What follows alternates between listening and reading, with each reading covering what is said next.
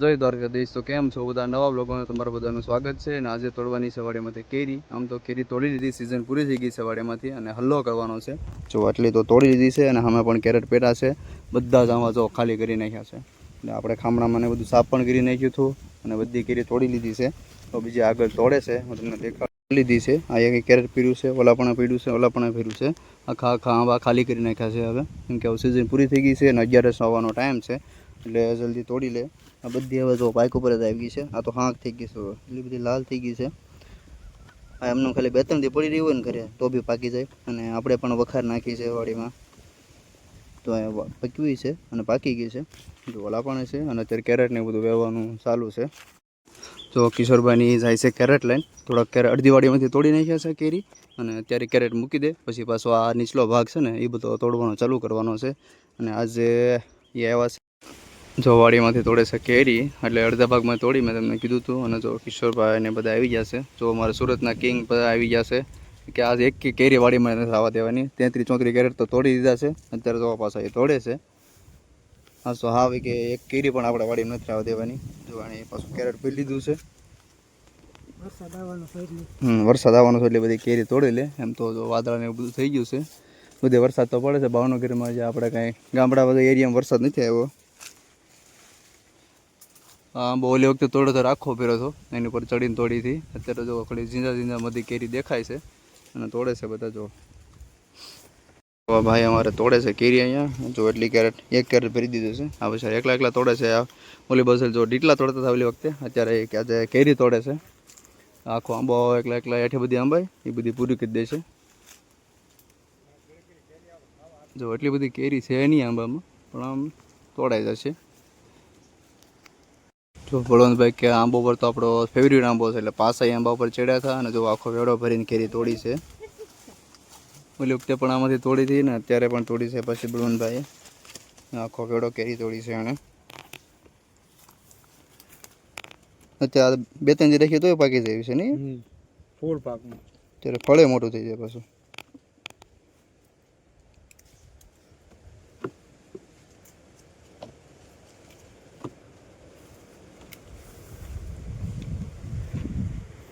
એટલા આપણા મજબૂત છો આંબાને. અમે આમ બીજા વાડી રાખી ત્યાં બધા એટલા તૂટી જાય તો કર્યું ને એટલે આમ શરત નીકળવા ફઈની વાડીમાં ત્યારે છેલ્લે એમ પાછો વેડો મેં ગયો બળવંતભાઈને, કેચ કરી લો.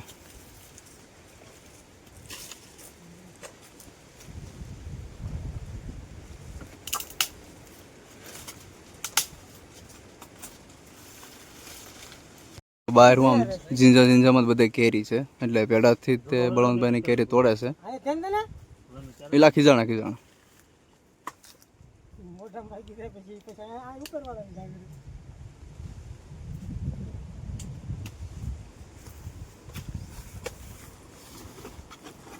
જો કેરી મસ્ત મજાની વાડીમાંથી લાવ્યા છે, અને ગોઠવી દીધી છે વકલ વાઇઝ. આ કેરેટ ને બધું તૈયાર થઈ ગયું છે આ બધું, તો એને વકલ વાઇઝ ગોઠવી દેવાની છે. જુઓ મસ્ત બધા ફૂલ ફેમિલી સાથે આવી ગયા છે કેરી તોડવા.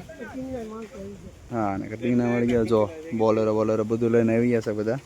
તો અહીંયાથી આ બધી તોડી લેશે, તોડી લીધી, અને આ બધી હવે ભરી લેશે કેરેટમાં વકલ વાઇઝ, પછી લઈ જશે માર્કેટમાં.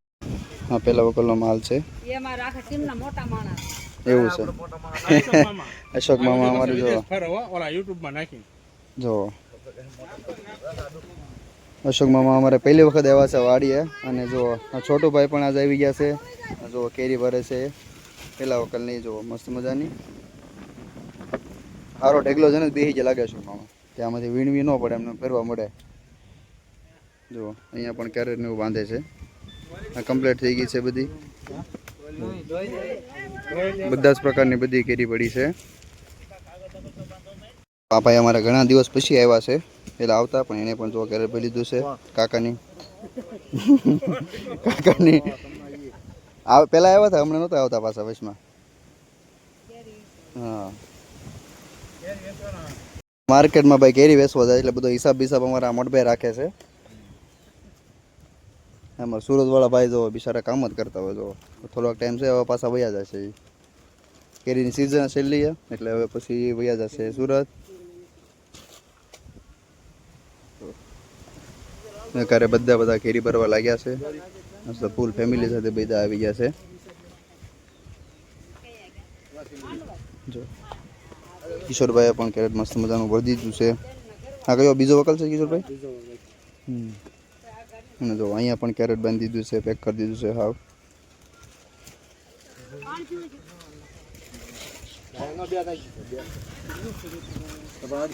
દેખાડું જુઓ અશોક મામાએ પૂરું આખું કેરેટ ભરી દીધું છે. આવું સહેલું કેરેટ ભરી દીધું એટલે પાછું હરખી રીતે પેક કરી દેવાનું છે આને. પછી ઉપર ઓલું આ બાંધ્યું છે એમાં પાછું બાંધી દેવાનું છે.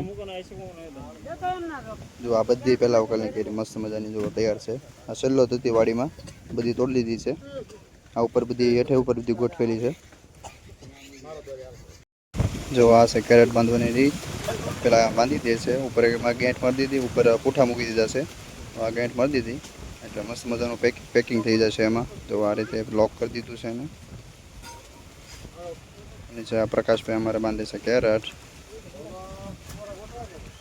શું કરી દીધું છે એવું છે?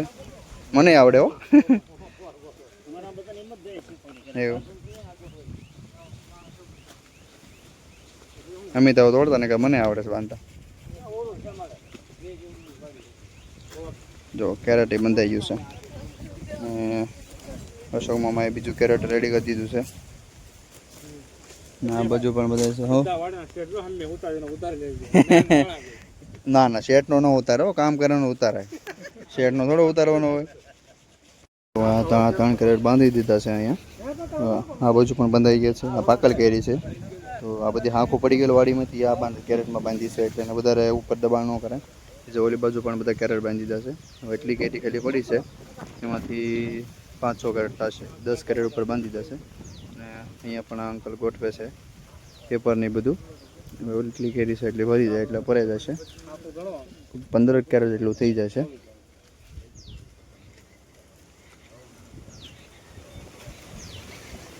બધા કેરેટ રેડી થઈ ગયા છે. 1-2 કેરેટ બાકી છે એટલે બધા. અને બોલરો આવી ગયો છે તો બધા કેરેટ ચડાવી દેશે. પહેલા વકલા ચડાવે છે એટલે ઉપર ચડાવી દેશે એટલે હારી કેરી રહેશે. પહેલા વકલવાળી એ ઉપર ચડાવે છે. અને બીજા બધા કેરેટ નીચે પડ્યા છે. અહીંયા પણ પડ્યા છે. એ પાછા બધા બાંધી દે, ઓલા 2 બાંધી દેશે અને આટલા ચડાવી દેશે. અને આ લઈ જવાની છે ભાવનગર માર્કેટિંગ યાર્ડમાં લઈ જવાની છે. જો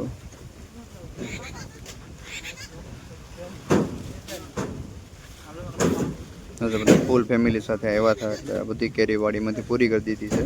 અને છેલ્લે બધા એના મામા ને બધા અહીંયા આવ્યા હતા, અશોક મામાની બધા. એટલે એને કેરીને બાંધવામાં ભરવામાં બધી હેલ્પ કરી છે એટલે જલ્દી પૂરી થઈ ગયું છે. અને અમારા સુરતવાળા ભાઈ જો ઉપર ચડી ગયા છે અને એ રીતે બધું ગોઠવે છે. હવે સિઝન પૂરી થઈ જશે એટલે એ લોકો જતા રહેશે.